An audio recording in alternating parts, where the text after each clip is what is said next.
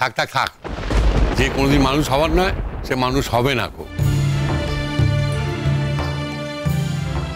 ও চিরকাল বোকা হয়েই থাকবে, শুধু সামনে টুকু দেখে, ভেতরে দেখতে শেখে নেই, আর কোনোদিন দেখতে পারবেও না।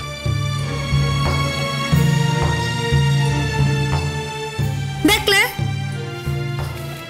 দেখলে এই জন্য চলে যাচ্ছিলাম। আমি কোনো কথা বললেই এ বাড়িতে দোষ হয়ে যায়, আমার থাকাই বারণ সব কথা। তুমি আমাকে একটা কথা বলো, এই জোরে চলে যাচ্ছে, এই খবরটা শুনে তোমার খারাপ লাগছে না? কষ্ট হচ্ছে না? হচ্ছে তো।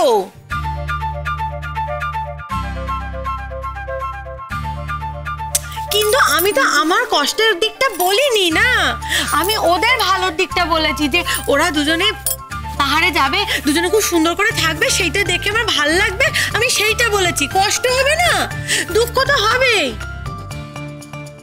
আমাদের এই বাড়িটাতে সবাই মিলে কি সুন্দর থাকি, ওরা দুজনে চলে গেলে বাড়িটা খানিকটা হলেও তো ফাঁকা হয়ে যাবে, ফাঁকা হয়ে গেলে কষ্ট হবে। কিন্তু এই যে ওরা দুজন ভালো থাকবে, সেইটা ভেবেই আমার কিন্তু খুব আনন্দ হচ্ছে, সত্যি বলছি গো।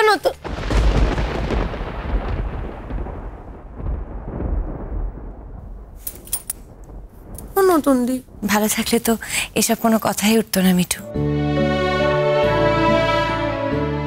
মুশকিলটা তো সেইখানে, আমিও ভালো থাকতে পারবো না, তোমার দাদা ভাইও ভালো থাকতে পারবে না।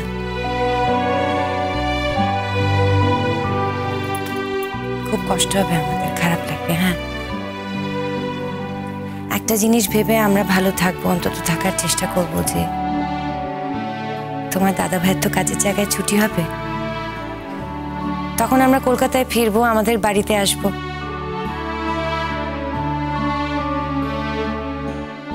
নিজেদের লোকেদের সঙ্গে একসঙ্গে থাকবো আবার। আর তোমরা কিভাবে ভালো থাকবে বলো তো? তোমরা এইভাবে ভালো থাকবে যে বাচ্চার যখন কাজের জায়গায় ছুটি হবে তখন আমরা বাড়িতে আসবো,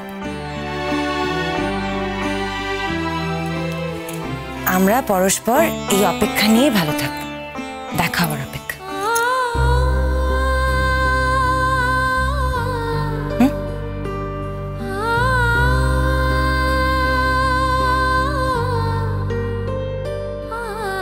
কি গো,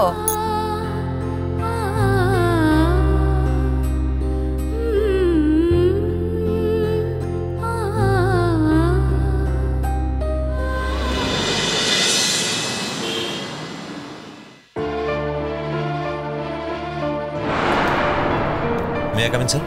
Oh, yes, yes. Please come. আপনি আমাকে ডেকেছিলেন স্যার? আরে হ্যাঁ রণজয়, বসো বসো বসো। Thank you sir. জানো রণজয়, যতবারই কোনো কঠিন সমস্যা আসে না, তোমার কথাই মনে পড়ে। আমার পুরো বিশ্বাস আছে সমস্যা যতই কঠিন হোক না কেন তুমি ঠিক উইন ওভার করবে। আমি এখানে কাজ করতে এসেছি স্যার, আর ডিউটি করতে গেলে কোন কাজটা কঠিন কোন কাজটা সহজ সেটা বিচার করার মানুষ আমি নই। ডিউটি করতে গেলে সব কাজই আমার কাছে একই রকম স্যার, এটা আমার প্রায়োরিটি। আপনি ইনস্ট্রাকশন দিলে যে কোনো কাজ আমি করতে পারবো। জানি রণজয়, আরে তোমার উপরে আমার অনেক ভরসা, অনেক বিশ্বাস। সেই জন্য জানো, যতই কঠিন কাজ হোক না কেন আমি তোমাকে দায়িত্ব দিয়ে ফেলি। এনিওয়ে, কি মনে একটা কোথাও একটা বিশ্বাস এটা ভিতরে আছে कि তুমি আর তোমার টিম সেই কাজটা ঠিক सक्सेस করবে। ये तो है, तुम्हारे तरह उतना कोई नहीं सकेगा। सर्विस लाइफে যা তোমার सक्सेस रेट আছে, एक গ্রাফ যা স্টেট আছে, অনেকেরই থাকে না। এই কদিন হয়েছে তুমি জয়েন করেছো, এই অল্প দিনের মধ্যে যা তুমি কাজ করে ফেলেছো, কজন পারে? কাজটা কি স্যার, কোন এরিয়ায়? জঙ্গল। জঙ্গলে মানে আবার সেই? না না, ঠিক সেদিকে না। অফিসার, ফাইলটা স্যারকে দাও। তুমি পেপারটা ঠিক করে দেখো, তুমি ঠিক বুঝতে পারবে।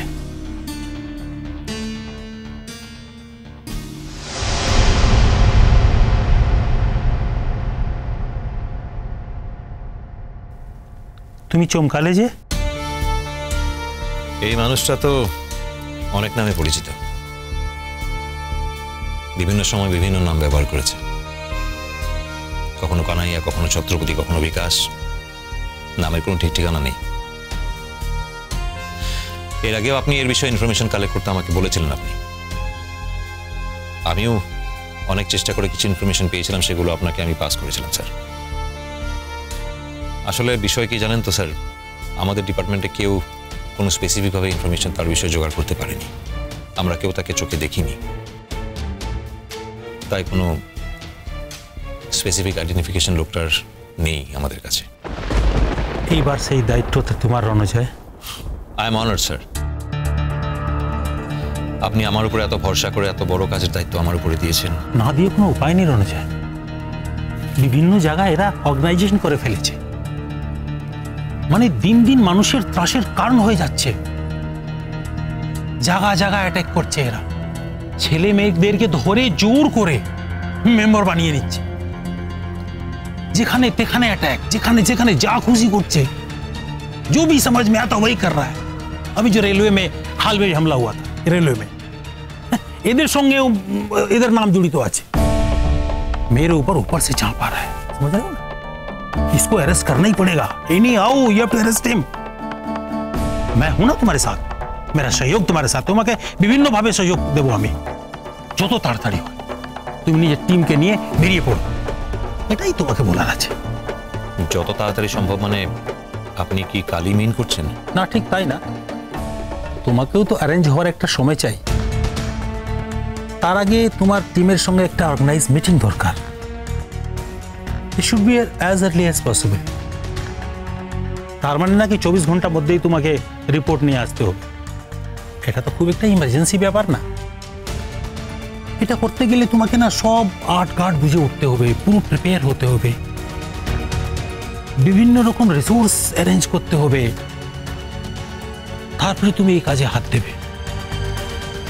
কিন্তু যতটা হোক, বি প্রিপেয়ার, বি কসিয়াস। তুমি তোমার লোকদের সঙ্গে মিটিং করো, তোমার কাছে যা ইনফরমাররা আছে তাদের সঙ্গে মিটিং করো। চেষ্টা করো কি ওদের কাছের লোককে যদি তুমি পাও, ওদের কাছের লোককে যদি তুমি পেয়ে যাবে, ওদের ইনফরমারকে যদি তোমরা পেয়ে যাবে, তাহলে ওই লোকটা প্রকাশে চলে আসবে। ওই লোকটা যদি প্রকাশে চলে আসে তাহলে সব কিছু আসান হয়ে যাবে, খুব ইজি হয়ে যাবে। এই আইডিয়াগুলো তোমাকে আমি দিচ্ছি। বাকি তুমি যেরকম ভাবো, যেরকম সাজাও, যেরকম করো, কোনো অসুবিধা নেই। সবসময় কিন্তু মাথায় একটা জিনিস রাখো, আমাদের প্রায়োরিটি লিস্টে এটা 1 নম্বরে আছে। অলরাইট স্যার, আপনি যখন বলছেন আমি যত তাড়াতাড়ি সম্ভব যাওয়ার প্রিপারেশন শুরু করছি। আমি আমার সোর্সদের সঙ্গে কথা বলে নিচ্ছি। তার আগে আমি আমার টিমের সঙ্গে কোঅর্ডিনেশন মিটিংটা আজই সেরে নিচ্ছি। আর কিছু কাজ বাকি আছে, সেগুলো আমি গুছিয়ে নিই। আসলে আমি অন্ধকারে হাত রাখতে চাই না। আমি চাই না ওখানে গিয়ে শুধু একটা ফলস অ্যাকশন করে আমি ফিরে আসি।